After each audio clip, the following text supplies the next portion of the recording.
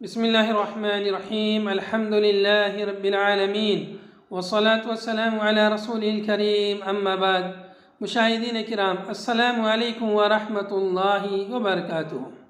آج میں آپ کی خدمت میں کتاب نعمت المنان مجموع فتاوی فضیلۃ الدکتور فضل الرحمن المدنی رحمہ اللہ سے ایک اہم مسئلہ 15ویں شعبان کے تعلق سے لے کر حاضر ہوا ہوں۔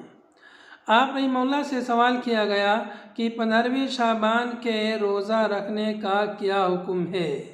آیا اس کے ثبوت میں کوئی صحیح حدیث موجود ہے؟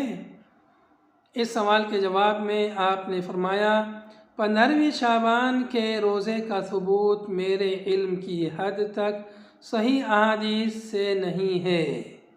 اس کے بارے میں حضرت علی رضی اللہ عنہ کی 2 روایتیں ہیں، لیکن دونوں انتہائی درجہ ضعیف اور ناقابل استدلال ہیں۔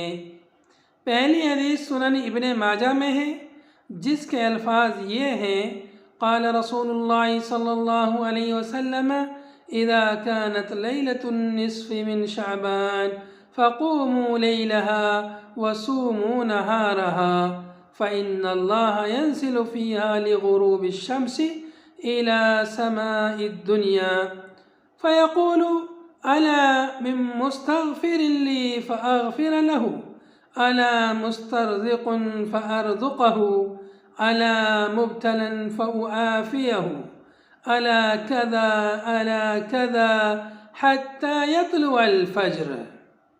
یعنی اس ضعیف حدیث کا مطلب یہ ہے کہ جب 15 شعبان کی رات ہو تو رات میں قیام کرو اور دن میں روزہ رکھو، کیونکہ اس رات اللہ تعالیٰ سورج کے غروب ہونے سے پہلے آسمان دنیا پر نزول فرماتا ہے اور کہتا ہے کوئی مغفرت طلب کرنے والا جس کو میں معاف کر دوں، ہے کوئی روزی طلب کرنے والا جس کو میں روزی دوں، ہے کوئی بیمار یا مصیبت زدہ جس کو میں عافیت دوں، ہے کوئی اس طرح، ہے کوئی اس طرح، یہاں تک کہ صبح ہو جاتی ہے۔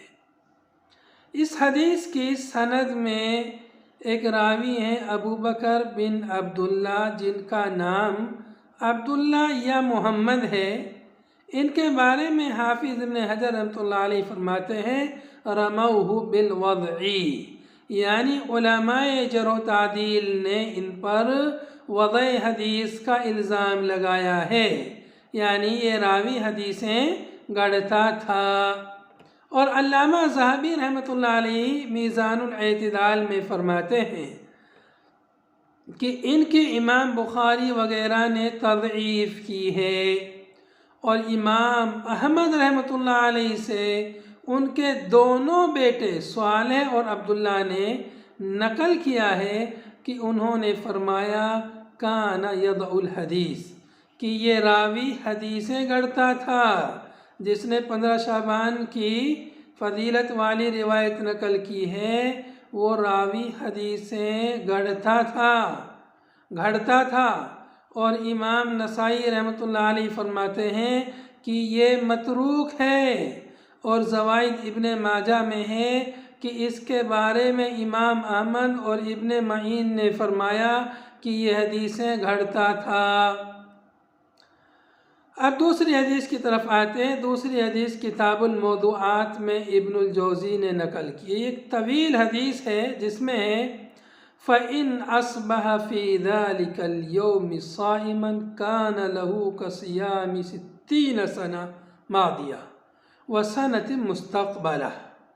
یعنی اس ضعیف حدیث کا مطلب یہ ہے کہ اگر اس دن یعنی 15 شعبان کو کسی نے روزہ رکھا تو یہ 60 گزشتہ سالوں اور 60 آئندہ سالوں کے روزے کے برابر ہوگا۔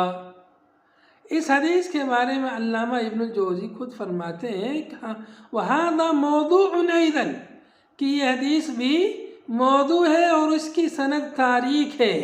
اس کا وضع کرنے والا، اس حدیث کو گھڑنے والا جو نام بھی پاتا لکھ دیتا تھا، اور ایسے لوگوں کا ذکر کرتا جو مجہول اور غیر معروف ہیں۔ اس کی سند میں محمد بن مہاجر ہے، جس کے بارے میں امام احمد ابن حنبل نے فرمایا کہ یہ حدیثیں گھڑا کرتا تھا۔ اور شارح ترمذی علامہ عبدالرحمن مبارک فری رحمۃ اللہ علیہ فرماتے ہیں لم اجد فی صوم یوم لیلۃ النصف من شعبان حدیثا مرفوعا صحیحا، فرماتے ہیں کہ مجھے 15 شعبان کے روزے کے سلسلے میں کوئی بھی صحیح مرفوع حدیث نہیں ملی۔ اس واسطے صرف اس دن کا روزہ رکھنا اور اس کی خصوصی فضیلت کا اعتقاد رکھنا درست نہیں۔ البتہ اگر کوئی شخص ایام بیض کے روزے رکھتا ہو، ایام بیض یعنی 13، 14، 15 تاریخ کو پہلے سے روزہ رکھتا ہو تو حسب عادت بیض کے دیگر ایام کے ساتھ اس دن کا بھی روزہ رکھ لے تو اس میں کوئی حرج نہیں۔ وآخر دعوانا ان الحمد للہ رب العالمین۔